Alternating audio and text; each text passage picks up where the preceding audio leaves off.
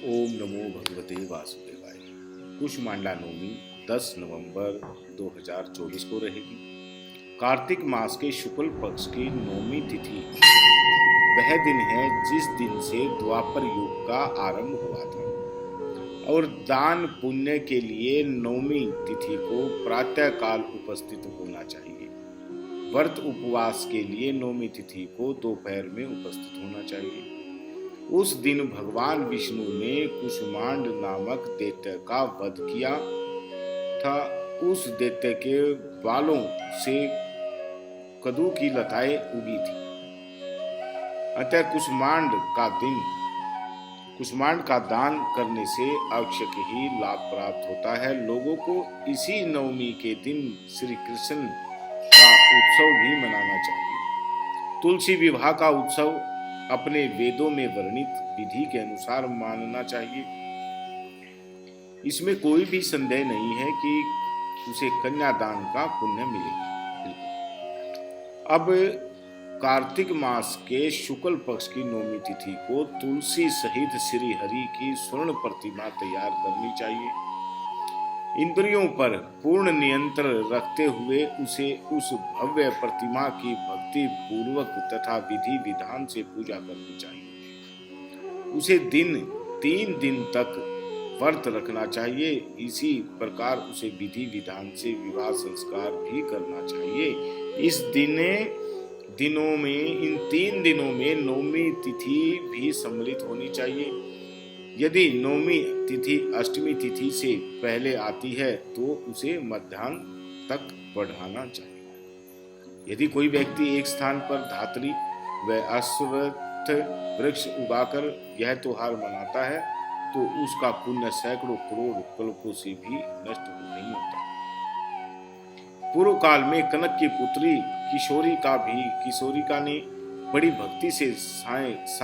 भक्ति के साथ संध्या काल में तुलसी का विवाह किया था। वह सुंदरी विधवापन के कलंक से मुक्त हो गई थी और इसलिए तुलसी का विवाह संध्या काल में ही करना चाहिए। यह संस्कार हर वर्ष वैष्णव द्वारा अनिवार्य रूप से किया जाएगा। मैं इसकी जो विधि का वर्णन करता हूँ वह ये एक ऐसा अनुष्ठान है जिसको करने से तुलसी विवाह इत्यादि जो है कार्तिक मास में इस अनुष्ठान को करने से सभी पाप खत्म हो जाते हैं। अब इसकी कुछ विशेषताएं हैं कि घर में अगर मान लो इसमें गंगा स्नान ना हो तो गंगा में नहाने का ध्यान इत्यादि करना चाहिए। घर पे ही माँ गंगा स्नान करते समय माँ गंगा का ध्यान करके स्नान करना चाहिए और मंत्र उच्चारण करना चाहिए। ओम गंगा जमुना सरस्वती नर्मदा सिंधु कावेरी जलेस्मिन् सन्निधिं कुरु ओम गंगादिभ्यो नमो नमः। इस मंत्र से अभिमंत्रित जल माँ गंगा के समान हो जाता है और उसमें गंगा स्नान जैसा ही फल आपको प्राप्त होता है। कार्तिक मास में माँ तुलसी का पूजन, घी का दीपदान और माँ गंगा की आरती पूजन इत्यादि करना चाहिए। उसका बहुत ही बड़ा विशेष महत्व है। अब कार्तिक मास में मूली, बैंगन इत्यादि, उड़द की दाल ये चीजें सेवन नहीं करनी चाहिए। गोभी भी सेवन नहीं करनी चाहिए। तो ये कुछ बातें थी जो कार्तिक मास के महत्व में और कुष्मांडा नवमी का व्रत करने से, इसे आंवला नवमी भी कहते हैं। इस दिन आंवले के पेड़ के नीचे जाकर आंवले की पूजा करके और आंवले का ही सेवन किया जाता है।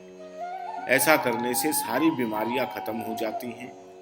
तो सभी से निवेदन है कि अभी जो 10 नवंबर को कुष्मांडा नवमी है, इस दिन जो है आप आंवले की पूजा करें और सब श्रेष्ठ व्रत इत्यादि करके, कथा इत्यादि करके जीवन को सफल बनाइए। अपने रोग दोष खत्म कीजिए। ओम नमो भगवते वासुदेवाय।